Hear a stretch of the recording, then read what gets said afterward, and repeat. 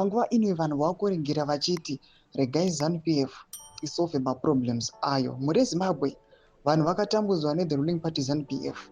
Recently tinotarisa mayezi ari pedyo pedyo kunana 2019 vanhu vachita maprotest emafuels, tikatarisa even 2018 2017 maprotest ema-elections, tikatarisa 2023 some of the citizens nyika yeZimbabwe vakagara aiwa muusungwa vachinzi vada kukonzeresa maSADC protest.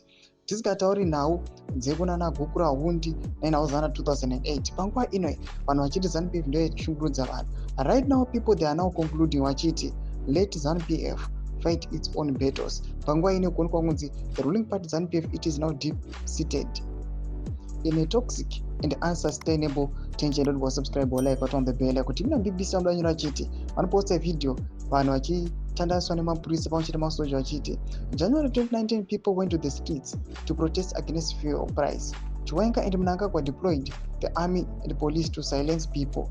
Thousands of people were forced to go into exile following the door-to-door hunt by security forces. Today the same people want you to protest because they are fighting each other. Let them solve their problems. Opposition has suffered enough since 1980. Mashoko arute gonema ntoona nyika yeZimbabwe mune vanhu vakasiyana siyana.